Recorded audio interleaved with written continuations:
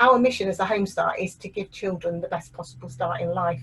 And we recognise the way to do that in the early years is to support their parents to be that lovely term, good enough parents, because we're not perfect. We recruit and train volunteers, as I said, and they home visit. We also have a family support worker who is paid to home visit, and we have also extended our work to delivering group works, programme of stay and plays, of baby groups, taken over from where the children's centre left off.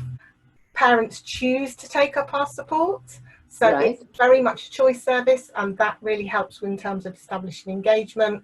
We pride ourselves on building trusting relationships. You know, the way to make a difference to a family is to establish a really positive relationships.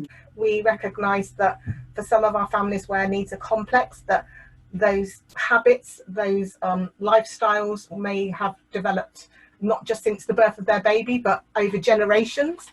And it actually takes time to make those changes and embed those changes. So we do offer longevity with our support as well. Obviously, with the crisis and lockdown, home visiting had to stop. We were very quick in adapting our service to offer a remote level of support, either through telephone or online mediums.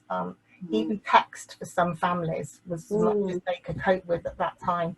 And we have recently been piloting some very small invitation-only groups. Prior to Growing Minds, we'd already completed a pilot directly with the organisation people to train our volunteers and our staff with the Learning Together programme so that we could take that into the home. And we had some incredibly successful results. So we measure our support to families through them, as I said, assessing their needs.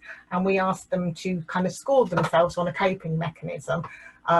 Of how well they feel they're coping across various aspects of their lives. And one of them is being involved in their children's learning and development.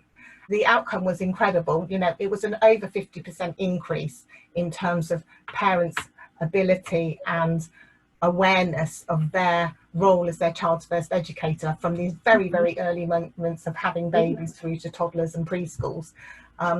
It wasn't without its challenges. We work with a lot of parents who themselves have, whether it's identified and formally diagnosed learning difficulties or just their own personal horrors of education and their childhood experience of being at school. So that in that moment, when you mention something like home learning and your role as your child's first educator, they put a mile. And so, we had to work incredibly hard at establishing engagement in those scenarios. So how does Home Start and Growing Minds meld together? So we're an organisation, part of the Growing Minds partnership. It's really important to be really clear that we're one piece of this puzzle, which is going to help and continue to help families on their journey, supporting their children's education and, hopefully improve school readiness within that.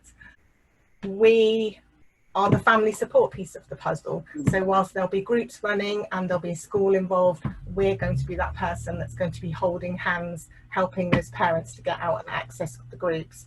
At the moment, we are contacting all the parents that are involved and have signed up to the project. So those parents get a regular telephone call from our Growing Minds coordinator, and she's regularly using the opportunity to help the parents to assess how well they're coping within the COVID environment.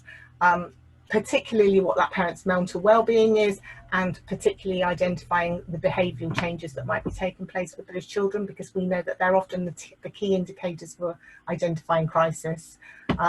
Once that's identified, we're then able to offer more intense support, whether it's poverty, whether it's housing issues, whether it's food, nappies, and all those sorts of practicalities, and just low mental well-being for those parents to keep them motivated, to keep them going through the lockdown particularly, and coming out of that with their anxieties. If I was to make one ask out of what we've learnt so far and what we face in terms of the uncertainty ahead, it would be that early years, and in particular children that are 0 to 3, become a bigger priority.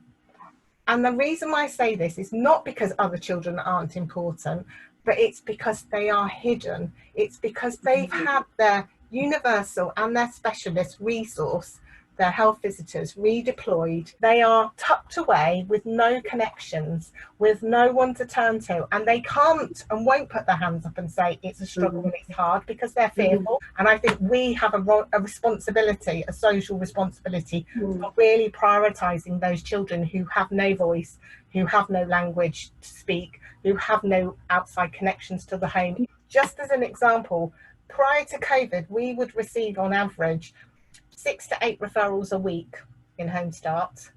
We've received 14, and that just really highlights how removed professionals and services have become, just because of the way I think circumstances have been managed, and they are seriously affecting those early years and children and babies.